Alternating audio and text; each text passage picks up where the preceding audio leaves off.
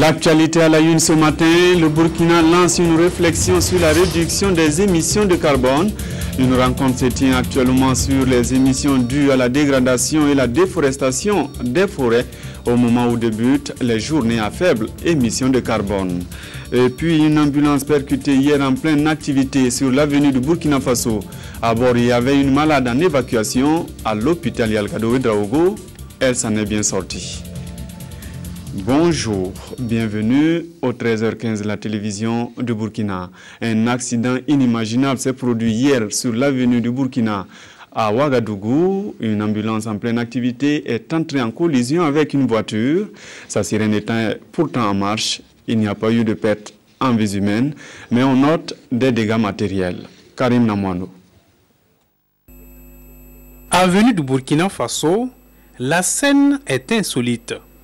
Pas de perte en vie humaine, juste des dégâts matériels. Une ambulance en provenance de la clinique Philadelphie finit sa course ici. Elle est entrée en collision avec un autre véhicule. La malade que l'ambulance transportait a été évacuée par une autre voiture d'assistance médicale. J'ai amené une malade à la clinique. De là-bas, ils m'ont dit de l'amener à l'hôpital. Arrivé au feu tricolore avec la sirène en marche, un conducteur m'a cédé le passage. Et quand je me suis engagé, un autre a quitté derrière celui qui m'a cédé le passage et m'a heurté. Le conducteur de ces véhicules a esquivé nos questions. La police interpellée s'active pour situer les responsabilités dans cette collision. Manque de lucidité ou simple fait d'incivisme, la question reste posée. Mais face à l'intolérance de certains usagers, il y a lieu de rappeler que les ambulances en service sont toujours prioritaires. En tout cas, il faut de la prudence et de la tolérance pour préserver nos ambulances, surtout qu'il en manque encore. Le ministère de la Santé en est conscient puisqu'il recherche des fonds pour financer la tranche 2013 du plan national de développement sanitaire. Depuis hier, le département rencontre les bailleurs de fonds. Explication, Abdelaziz Yaguepou. Plus de 1368 milliards de francs CFA, c'est l'estimation des coûts financiers de la tranche 2013-2015 du Programme national de développement sanitaire PNDS. Un montant en passe d'être mobilisé avec des engagements et des annonces de financement s'élevant à plus de 601 milliards de francs CFA. Pour accélérer le processus en vue d'une amélioration de la santé des populations, la communauté des bailleurs de fonds nationaux et internationaux accorde leur violon autour d'une même table. Pour nous, c'est un moment très important, non seulement pour confirmer notre engagement dans la mise en œuvre du PNDS, pour mobiliser d'autres partenaires et pour nous engager à travailler de façon différente pour garantir plus d'efficacité et plus d'efficience dans la mise en œuvre du PNDS. L'effectivité et l'efficience de la mise en œuvre de la tranche 2013-2015 du PNDS passe aussi par une mise en commun des efforts de tous les acteurs. Et pour promouvoir cette synergie d'action, le ministère de la Santé a jugé bon de concevoir de commun accord avec les partenaires techniques et financiers et les organisations de la société civile un document d'engagement mutuel. Document qui fera l'objet d'une signature au cours de cette table ronde. Nous voulons amener tous les partenaires à ce qu'on puisse agir ensemble. Parce que nous avons constaté que parfois chacun va de son côté. Donc nous avons prévu de signer un document où tous les partenaires vont s'engager à conjuguer les efforts, à faire en sorte qu'on puisse harmoniser nos méthodes de travail, nos méthodes d'innovation pour avoir de l'efficacité. Donc c'est à la fois une table ronde de mobilisation de ressources, mais aussi de coordination des activités en faveur du monde de la santé. Adopté en 2011 par le gouvernement burkinabé en vue de disposer d'un référentiel de planification stratégique de portée nationale en matière de santé, le PNDS a un coût prévisionnel évalué à plus de 5 705 milliards de francs CFA. L'appel du ministère de la Santé semble déjà entendu. La Banque islamique de développement décide d'accorder un prêt à la santé. L'accord de prêt a été adopté hier à l'Assemblée nationale. Un autre projet de loi portant sur les pays en développement sans littoral a été aussi adopté. Anna Lucie-Kéré. Le projet de loi portant autorisation d'adhésion du Burkina Faso à l'accord multilatéral portant création d'un groupe de réflexion international sur les pays en développement sans littoral, signé à New York le 24 septembre 2010, comme le reconnaîtront les députés et le ministre chargé de la coopération régionale, présente des avantages certains, car il doit permettre aux pays enclavés comme le Burkina et qui n'ont pas accès directement à la mer de trouver les solutions idoines aux problèmes liés au commerce et au transit.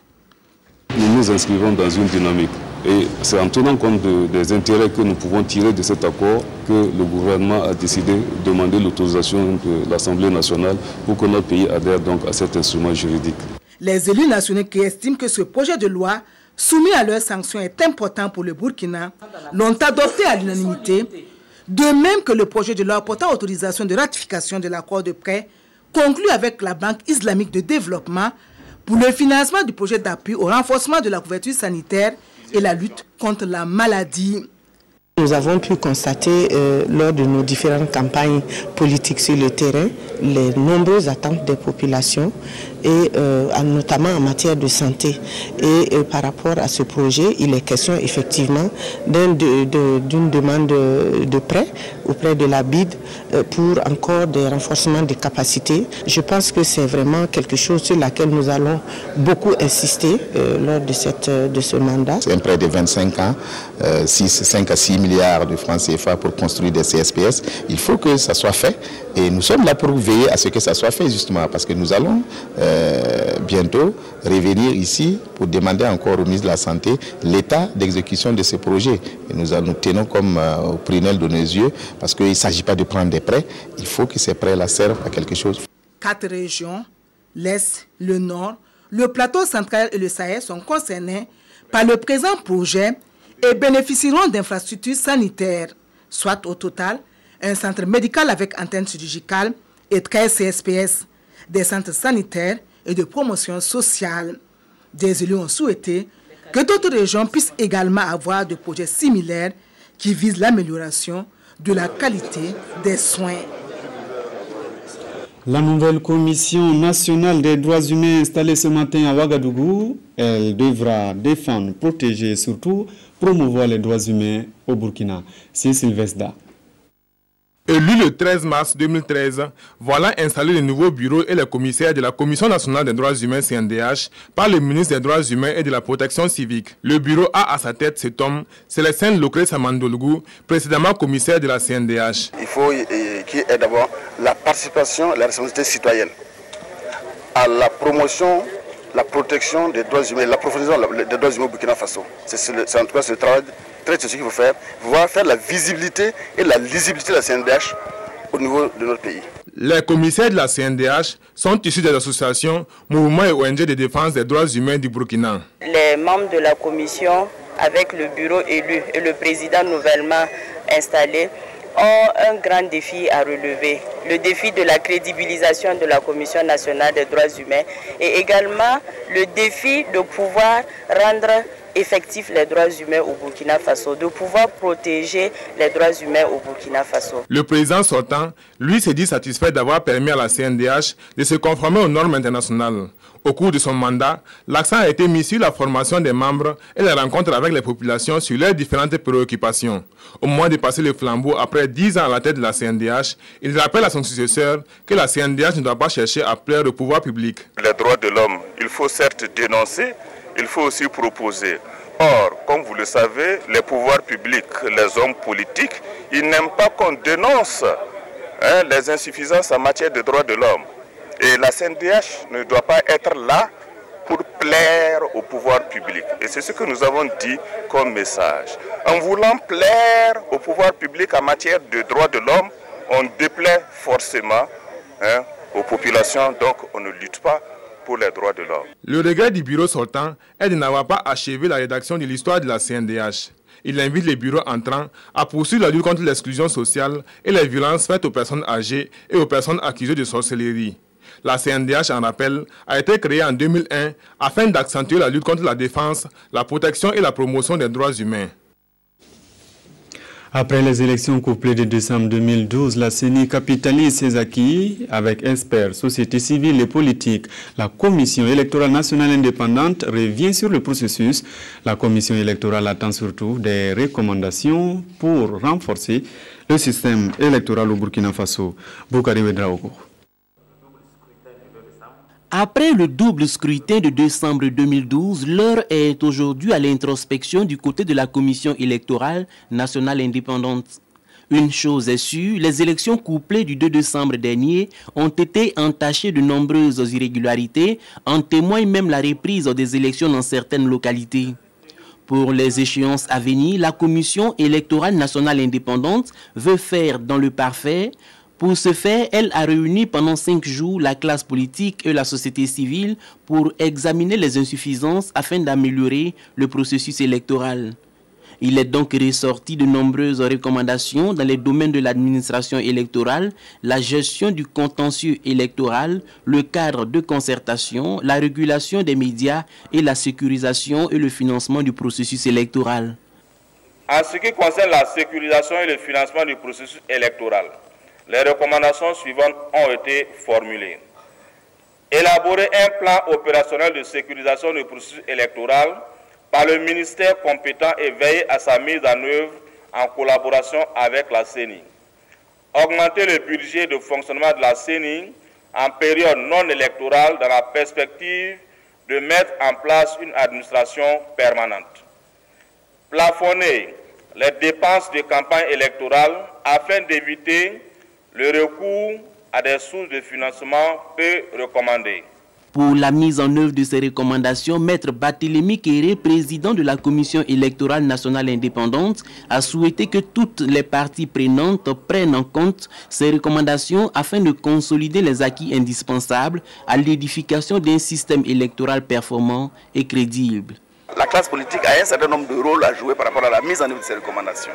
Nous demandons à la classe politique d'assumer ses propres responsabilités, de faire en sorte, par exemple, à renforcer ses propres capacités, de veiller à ce que, par exemple, lorsque nous leur proposons une formation en contentieux électoral, qu'on ne nous envoie pas 2 ou 3 personnes qui ne sont pas véritablement des responsables, si vous voulez, de telle manière que, par la suite, les principaux responsables des partis politiques qui doivent engager une procédure dans le cas des élections, par exemple, ils saisissent une juridiction incompétente, ou par exemple, ils vont par exemple saisir les commissions de la CENI, au lieu d'aller saisir le juge. Les partenaires techniques et financiers ont encouragé cette initiative de capitalisation qui, nul doute, permettra de renforcer la gouvernance électorale au Burkina Faso.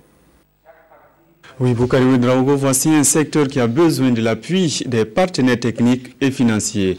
Les énergies renouvelables constituent aujourd'hui un enjeu pour le développement durable. Pour la deuxième fois, Ouagadougou réunit entreprises, organismes intervenant dans la filière. Le salon a ouvert ses portes hier à Ouagadougou. Salinana. Un système solaire hybride, des armoires autonomes solaires, Internet et électricité. Nous sommes au Salon international de l'environnement et des énergies renouvelables, CIERO. Pour la deuxième fois, le réseau africain de soutien aux objectifs du millénaire pour le développement offre un cadre de rencontre et d'échange aux acteurs des différents secteurs de l'environnement et des énergies renouvelables. Ces technologies existent, ça ne date pas d'aujourd'hui, mais évidemment il y a un problème de communication qui se pose. D'où l'intérêt justement de ce salon qui vient justement combler justement ce manque de communication auprès des utilisateurs potentiels. Pour sa deuxième participation au CIERO, Lassina Sanou présente une de ses innovations comme cet appareil qui fournit à la fois de l'énergie électrique et l'Internet. Les clients et puis les clients qui sont visés par ce produit sont principalement les opérateurs économiques qui œuvrent en milieu rural.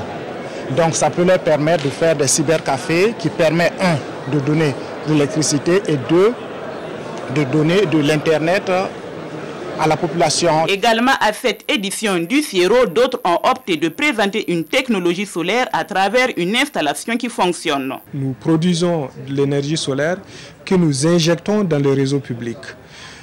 Et dans ce cas, nous pouvons consommer directement la production solaire journalière, ce qui permettrait d'utiliser tous les consommateurs comme la climatisation, la télévision, les frigos et tout ça, sans devoir faire un gros investissement en matière d'accumulateurs. Pour le parrain de cette édition, l'information et l'éducation du public sur les questions environnementales et énergétiques, ainsi que les initiatives de promotion des énergies renouvelables méritent des efforts soutenus. Vous avez vu comment on ressent le changement climatique. Quand on parle de changement climatique, ce n'est pas dans le vide comme ça, c'est concret. Il fait chaud actuellement. C'est le changement climatique. Donc, tout cadre qui réunit des gens pour réfléchir, pour trouver des solutions en termes d'énergie renouvelable, en termes de limitation de notre dépendance aux énergies fossiles, est la bienvenue. Une cinquantaine de participants venant de 7 pays prennent part au Ciero 2013. Pendant 5 jours, ils vont conjurer leurs efforts pour promouvoir les énergies renouvelables afin d'inverser la tendance à l'exploitation des énergies fossiles. La promotion de ce type d'énergie permettra certainement la réduction des émissions de gaz et de carbone. Au Burkina, la réduction des émissions dues à la déforestation et à la dégradation des forêts est au centre d'une rencontre. Il s'agit de se doter d'une politique en la matière. Ernest Kambiri, explication. Plus qu'un cycle, la réduction des émissions dues à la déforestation et à la dégradation des forêts est un processus, une feuille de route qui doit aider et accompagner le Burkina Faso dans l'élaboration de sa stratégie nationale de gestion durable des forêts. C'est la vision du Burkina en matière de gouvernance forestière. Les forêts contribuent, et ça, cela a été démontré scientifiquement, à peu près pour 30 à 40% dans la séquestration du carbone. Or, les forêts aujourd'hui sont en déperdition, si on peut s'exprimer ainsi, parce qu'il y a une forte dégradation au niveau des forêts.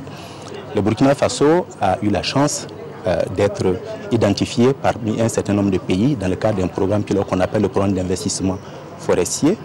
Et c'est à l'intérieur de ce programme que le Burkina est en train d'élaborer sa stratégie RED+. Alors il s'agit tout simplement de faire en sorte que d'abord la forêt ait 2 dimensions. D'abord une dimension pour lutter contre la pauvreté. C'est vrai que le Burkina fait beaucoup d'efforts dans ce domaine, que ce soit le bois, les produits forestiers non ligneux, etc., etc. Mais aussi une dimension environnementale, parce que la forêt, ce n'est pas que les feuilles et les racines, mais aussi la dimension environnementale qui permet justement de séquestrer le carbone. Ce rendez-vous de Ouagadougou permettra au point focal du programme d'investissement forestier de partager avec les participants des informations sur le concept RED et de lancer également la stratégie nationale RED+, qui devrait offrir des opportunités au plan international de mobiliser des ressources additionnelles pour assurer la gestion durable des forêts au Burkina. Réflexion en cours aussi sur le système d'adduction en eau potable. L'approvisionnement en eau potable rassemble agents et experts en eau du ministère de l'eau, de l'aménagement hydraulique et de l'assainissement.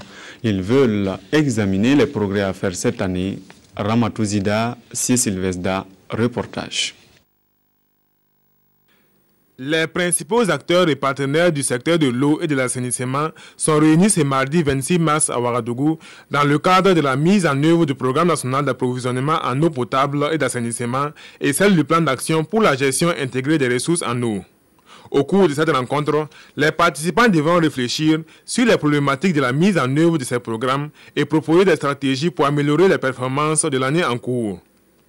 Le cadre qui nous réunit ce matin, c'est la revue conjointe du PNAEPA et du PAGIR, donc un cadre pour évaluer la mise en œuvre des activités menées dans ces secteurs-là, notamment au cours de l'année 2012, et puis voir quelles sont les actions à entreprendre pour l'année 2013, là où il faut apporter des corrections, là où il faut mettre l'accent pour atteindre les objectifs que nous nous sommes fixés dans le cadre des OMD.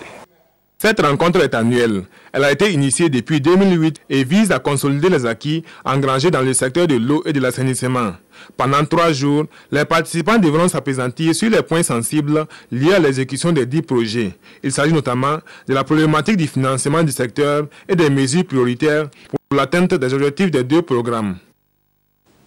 On en vient à présent à cette rencontre de l'église de Pentecôte la semaine dernière à Léo.